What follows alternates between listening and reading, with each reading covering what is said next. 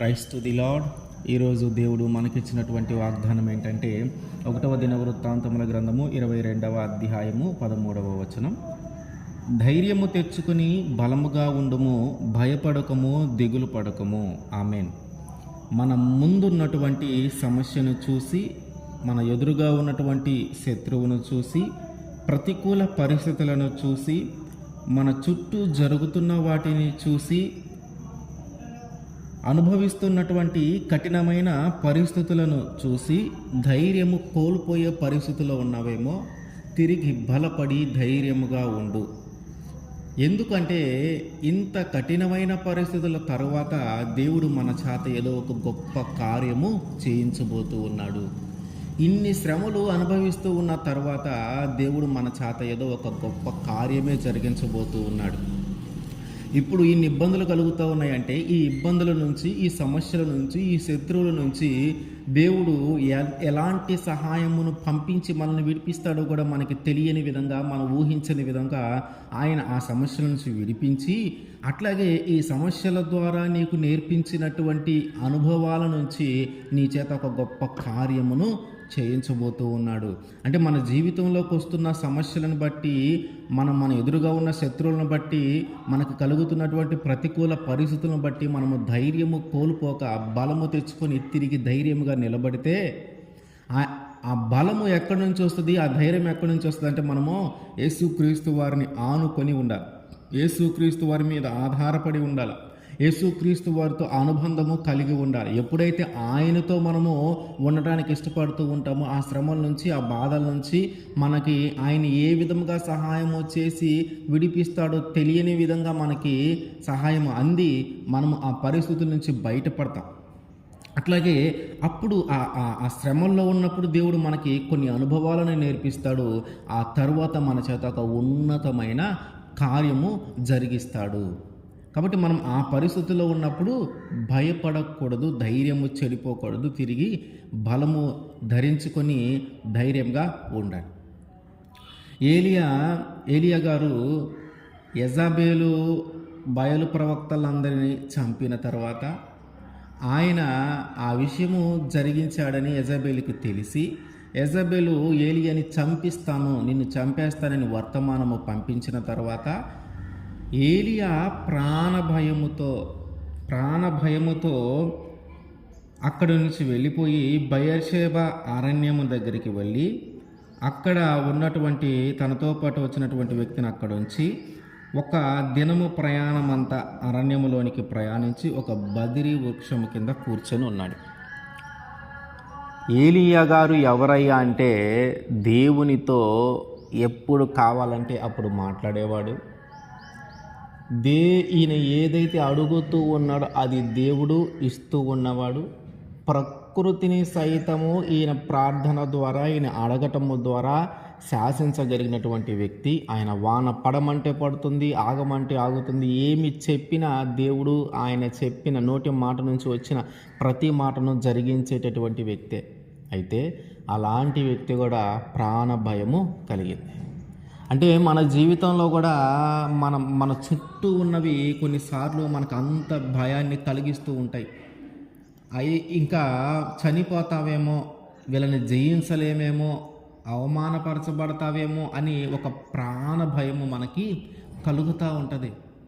ఆ ప్రాణ భయము కలిగినప్పుడు కూడా మనము దేవుని మీద ఆధారపడే ఉండాలి.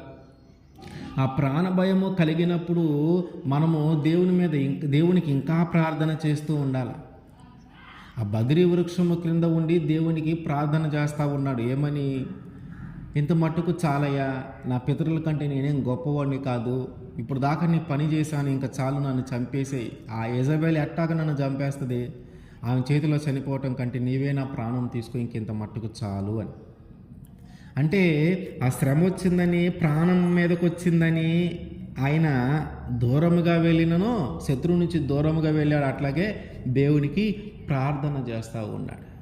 అంటే మనము ధైర్యము కోల్పోయే పరిస్థితి మన జీవితంలోకి వచ్చిందంటే, భయపడే పరిస్థితి మన జీవితంలోకి వచ్చిందంటే, ప్రాణం భయము మన జీవితంలోకి వచ్చిందంటే మనము దేవునికి ప్రార్థన చేయాలా, దేవుణ్ణి అడగాల, దేవుడి శ్రమ నుంచి విడిపించమని కోరుకోవాలా. ఎప్పుడైతే మనం ఆయనకు మొరపెడుతూ ఉంటామో, ఎప్పుడైతే మనం ఆయనకి ప్రార్థన చేస్తూ ఉంటామో, ఎప్పుడైతే మనం ఆయన మీద ఆధారపడతామో, ఎప్పుడైతే ఈ సమస్య నుంచి, ఈ కఠినమైన పరిస్థితుల నుంచి, ఈ కఠినమైన శ్రమల నుంచి విడిపించమని ఆయన్ని కోరుకుంటామో, అప్పుడు ఆయన అనుకోని విధంగా మనకు సహాయం అందించి ఆ శ్రమల నుంచి, ఆ కఠినమైన పరిస్థితుల నుంచి మనల్ని విడిపించి, ఆ శ్రమల ద్వారా నేర్పినటువంటి జ్ఞానము ద్వారా ఒక నూతనమైన కార్యము, ఒక గొప్ప కార్యము తిరిగి మన చేత చేయిస్తాడు. ఏలియా గారు ప్రార్థన చేయటం అయిపోయిన తర్వాత, దేవుణ్ణి అడగటం అయిపోయిన తర్వాత బద్రీ వృక్షం క్రింద కూర్చొని అట్లా పడుకొని ఉండగా ఒక దేవదూత వచ్చి ఆయన్ని తట్టి, నువ్వు లేచి భోజనము చెయ్యి అని చెప్తా ఉంది. చూస్తే ఒక కట్టెల మీద కాలుతూ ఉన్నటువంటి, ఒక కట్టెల మీద కాల్చబడినటువంటి అప్పము, ఒక నీళ్ళ బుడ్డి ఉన్నాయి. అవి తిని తాగి మళ్ళీ పడుకున్నాడు. మళ్ళీ కొంచెం సేపు ఉన్న తర్వాత మళ్ళీ వచ్చింది, మళ్ళీ లేచి భోజనం చేయమని ఆ దేవతతో చెప్పింది. మళ్ళీ తిని మళ్ళీ పడుకున్నాడు. ఎందుకు ఇన్నిసార్లు చెప్తా ఉందంటే, నీ శక్తికి మించిన ప్రయాణము నీకు సిద్ధమై ఉన్నది. అంటే ఇంత కఠినమైన పరిస్థితులు, ప్రాణభయంతో అల్లాడిపోయే పరిస్థితులు మన జీవితంలోకి వచ్చినాయి అంటే, మన శక్తికి మించిన ప్రయాణము దేవుడు ఒకటి ఏర్పాటు చేసి ఉంచాడు. అది ఆ కార్యము చేయటం కోసము, నీ ద్వారా ఒక ఉన్నతమైన కార్యము చేయటం కోసము, నీ ద్వారా నీ జీవితంలో ఎప్పుడు చూడని ఒక గొప్ప కార్యము చేయటం కోసము ఇప్పుడు ఈ శ్రమల్లో దేవుడు మనల్ని అప్పగించి ఉన్నాడు. అంటే ఈ ప్రాణ భయములో ఉండి దేవుడి మీద ఇంకా మనం ఆధారపడతా ఉంటే, మన యొక్క విశ్వాసం ఇంకా బలపడతా ఉంటే, ఈ శ్రమలను బట్టి, బాధలను బట్టి మనకి కొంత జ్ఞానాన్ని నేర్పించి, కొన్ని అనుభవాలను నేర్పించి, ఆ తర్వాత మన శక్తికి మించిన ప్రయాణము మనకు ఏర్పాటు చేసి ఉంచాడు. ఆ శక్తికి మించిన ప్రయాణము జరిగించటం కోసమే ఇక్కడ మనకి అనుభవాలను దేవుడు ఏర్పాటు చేస్తూ ఉన్నాడు. ఇక్కడ ఆయన ఆ శ్రమల నుంచి, ఆ ప్రాణభయము నుంచి విడిపించి ఇప్పుడు ఏం చేశాడు? 40 రోజులు రాత్రి పగలు ప్రయాణము చేయించి దేవుని పర్వతమైనటువంటి హోరేబు పర్వతానికి ఆయన నడిపించాడు. అక్కడ దాకా నడిపించిన తర్వాత ఆయన చేయవలసిన కార్యాలు 3 ఉన్నాయి. ఒకటి, ఇజ్రాయిల్ ప్రజల మీద రాజుగాను, దానికి ఆపోజిట్ ఒక వ్యక్తిని రాజుగాను, ఆయన తర్వాత మారుగా ఎలీషా ప్రవక్తను చేయటం, ఎలీషా గారిని అభిషేకించటం.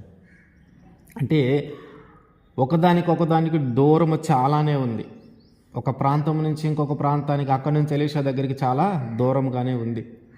నీ శక్తికి మించిన ప్రయాణము ఎప్పుడైతే నీకు సిద్ధము చేయబడి ఉందో, అప్పుడు మన ముందున్నటువంటి ఆ సమస్యలు, మన ముందున్నటువంటి ఆ కఠినమైన పరిస్థితుల ద్వారా దేవుడు మనకి కొంత జ్ఞానాన్ని నేర్పించి, కొంత అనుభవాన్ని నేర్పించి, వాటన్నిటి నుంచి విడిపించి తిరిగి మనల్ని ఆయన ప్రణాళికలో నడిపిస్తాడు. కాబట్టి ధైర్యము కోల్పోయే పరిస్థితి మన జీవితంలోకి వచ్చిందంటే, ఒక నిందల అవమానాలు ఇది తట్టుకోలేము, చనిపోవాలని ప్రాణభయంలాగా మన జీవితంలోకి వచ్చినాయి అంటే, శత్రువుల ద్వారా ప్రాణభయం మన జీవితంలోకి వచ్చిందంటే, మన ద్వారా దేవుడు ఏదో ఒక కార్యము చేయించబోతూ ఉన్నారు. అది సామాన్యమైనది కాదు, నీ శక్తికి మించినది. నీ శక్తికి మించిన కార్యములు చేయవలసిన బాధ్యత నీ మీద దేవుడు పెట్టాడు. కాబట్టి ఇప్పుడున్నటువంటి ఈ శ్రమల నుంచి, ఇప్పుడున్నటువంటి ఈ బాధల నుంచి, ఇప్పుడున్నటువంటి ఈ కఠినమైన పరిస్థితుల నుంచి నువ్వు ధైర్యము కోల్పోవద్దు. నువ్వు తిరిగి బలపడి ధైర్యంగా ఉండు. ఆ ధైర్యము మనం ఎలా పొందుకుంటామంటే, ఒక ప్రార్థన ద్వారా. దేవుడు మనం ఎప్పుడైతే దేవుణ్ణి అడుగుతూ ఉంటామో ఆయన మనకి దయచేస్తూ ఉంటాడు బలమును, ధైర్యాన్ని. కాబట్టి ఆ ధైర్యము కోల్పోయే పరిస్థితి నీ జీవితంలోకి వచ్చిందంటే, నువ్వు దేవునికి ప్రార్థన చేయి, దేవుని మీద మాత్రమే ఆధారపడు. శ్రమలు వచ్చినాయని, బాధలు వచ్చినాయని వేరే వైపు వెళ్ళొద్దు, వేరే మార్గాలను ఆలోచించొద్దు. ఆ శ్రమల నుంచి, బాధల నుంచి విడిపించగలిగింది యేసుక్రీస్తు వారు ఒక్కరు మాత్రమే. ఆయన మీదే ఆధారపడు, ఆయనకే ప్రార్థన చేయి, ఆయనకే మొరపెట్టు. ఆయనే మనల్ని విడిపించగలిగిన దేవుడు. ఆయన మనల్ని ఖచ్చితంగా విడిపిస్తాడు. మనము ధైర్యము కోల్పోక ధైర్యముగా ఉందాం. ఆమేన్.